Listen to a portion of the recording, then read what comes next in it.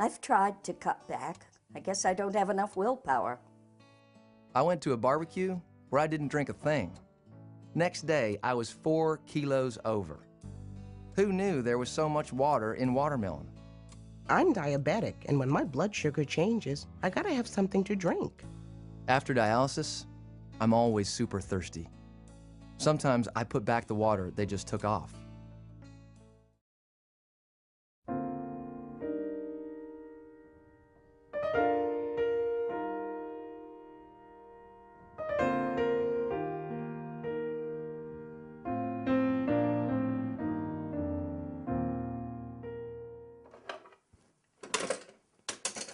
Hi, I'm Marcus. Welcome to this program to help you take charge of fluids, something that's hard for most of us on dialysis.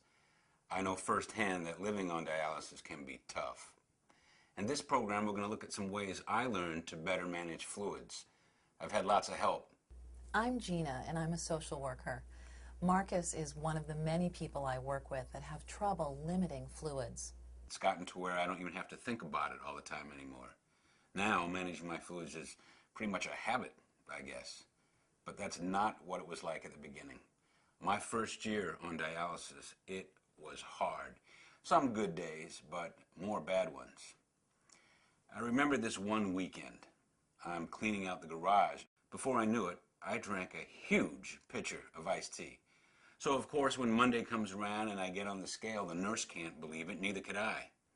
I knew how much fluid was safe. My dietitian filled me in on that, but boy, it sure adds up when you aren't watching. Of course, I felt real bad, like I really screwed up. You can imagine what I was thinking. I mean, how would you feel in my place? I felt ashamed, mad at myself for letting my wife down and my doctor too. I also felt sad, hopeless. After all, I've been trying for a year to control my fluids. What else? Kinda scared, because I knew deep down this was bad for me. And I guess a little confused too, because I didn't know what I was supposed to do. Marcus's feelings about drinking too much are all perfectly normal and very common among people on dialysis. But getting down on yourself when you don't do so well only makes change harder. Limiting fluids is definitely hard work, so give yourself a break. Try to remember that you're learning something new, and it takes practice. You can't expect to master this right away.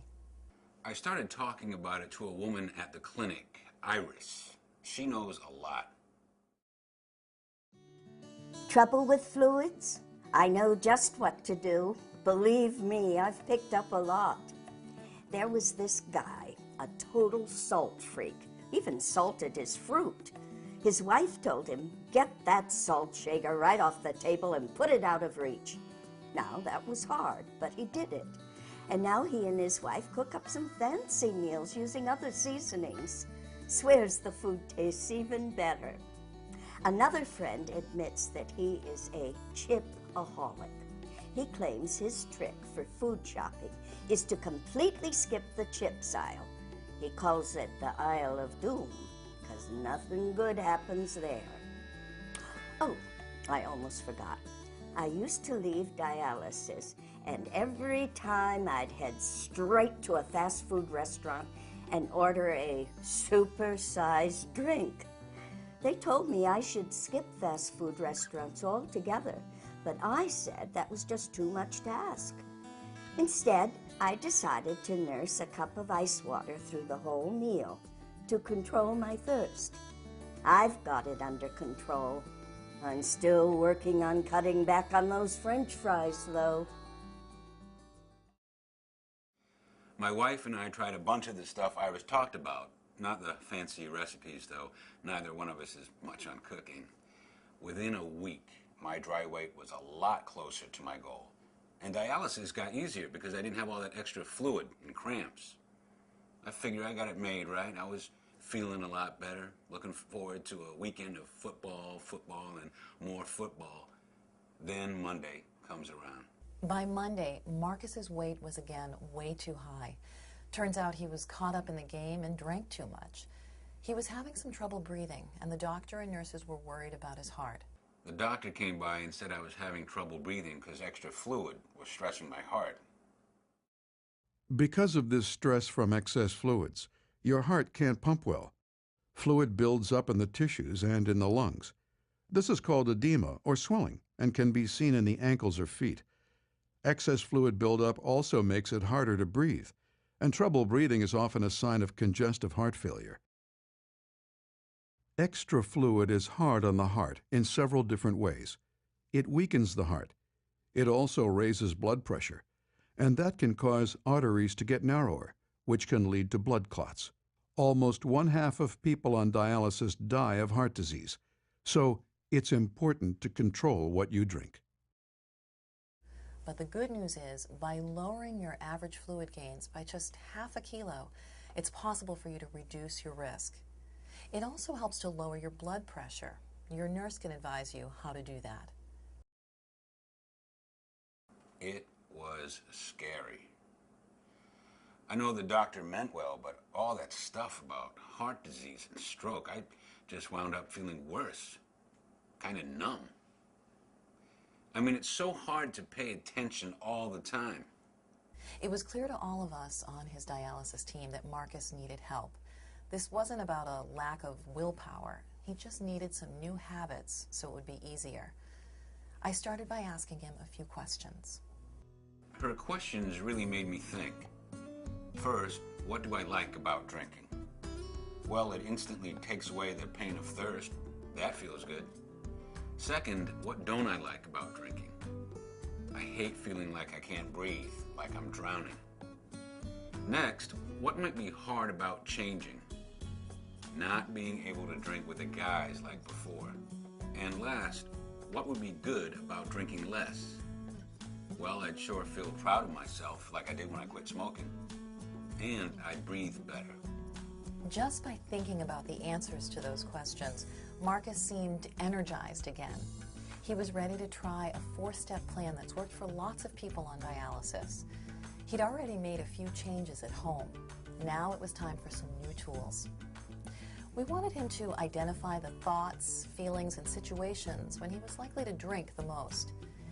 The idea is to use this information to create a plan to get through difficult moments when he's thirsty, and then to set small, doable goals. You'll have a chance to make a fluid plan of your own in the Try It section at the end of the video. They asked me to think about everything I drank. I wrote it all down, the day and time, what I was thinking and feeling, and where I was, who I was with, what we were doing, if I had salty foods. When Marcus and I sat down to go over what he wrote down, we saw when he had the hardest time. The first was sitting around with the guys, watching football. I get so into the game and lose track of what I'm doing. I wound up having 4 beers and a mess of chips and peanuts, both real salty. Then, and this was a surprise, it turns out it's a problem when I'm home alone with nothing to do. I get nervous and worried. Start thinking about how I can't work in construction anymore, about my wife, how she's doing so much these days.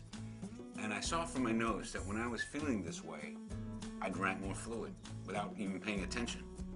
These times when Marcus drinks more, we call these his problem situations. And now that we knew what they were, it was time to make a plan. I told him about 4 kinds of support he could use that should be part of any good plan for changing behavior. First, when you're about to get a drink, figure out something to do for just 10 minutes. Usually the craving lessens. Next, try to plan ahead for problem moods or situations. Third, get help from others. Find a buddy to work with, someone who knows what it's like. And finally, use positive thoughts to stay on track. So I worked up a plan I figured might work for me. Now when I watch football, I toss around a football with the guys. With my hands busy, I drink less. And I've asked the guys to stop bringing over salty snacks. I explained the problem, how salty food's bad for me. They totally got it. And finally, I told myself that whatever I do, I try to stay positive, not beat myself up when I slip up. I suggested that Marcus keep a card handy with positive thoughts and his ideas of ways to control his fluids. Your dialysis staff has sample cards available. You can pick and choose the things that work for you and add ideas of your own. I put the card on my fridge to jog my memory whenever I'm in the kitchen. Sometimes I read the positive thoughts. Here are the ones that make the most sense to me. By controlling fluids, I'm taking good care of my heart. And when I have a hard day, there's always the chance tonight or tomorrow will be easier. I usually tell people to watch out for troubling emotions, and I use the word HALT, H-A-L-T, as a reminder, which stands for not letting yourself get too hungry, angry, lonely, or tired. All of these feelings can lead to overeating and overdrinking.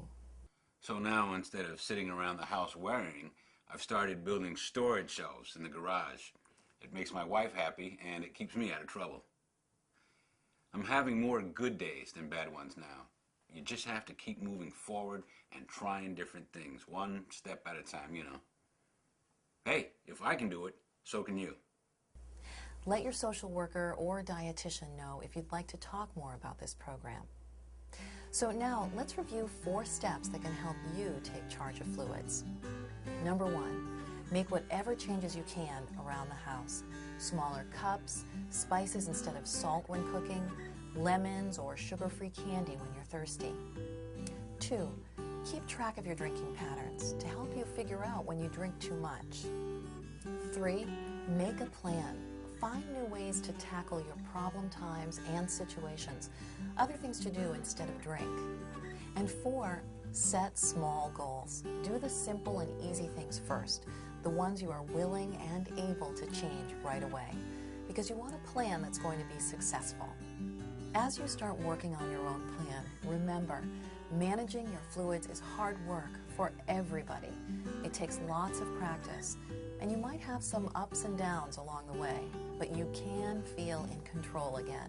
In the next section of the video, you'll have a chance to make a fluid plan of your own. If you'd like to try it now, keep watching. If not, stop the video.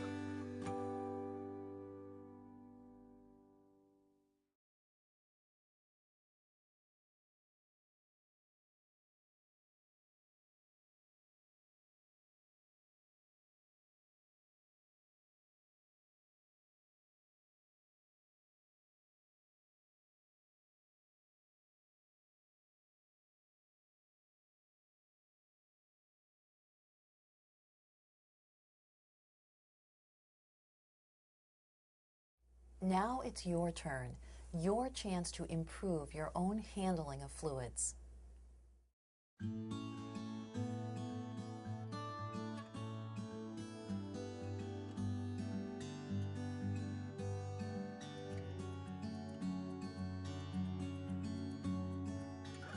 To start, you'll need to keep a fluid diary. Your social worker or dietitian will give you a form that you can use, or keep track using a small notebook if you'd like, so long as you keep up with it and use it honestly. Keep your diary for 3 to 5 days, including a weekend. Whenever you drink, write it down, and write how much you drink. Make a note of your mood. Were you happy, angry, tired? And write what you were doing at the time. Where were you and who were you with? Also, note if you had any salty foods.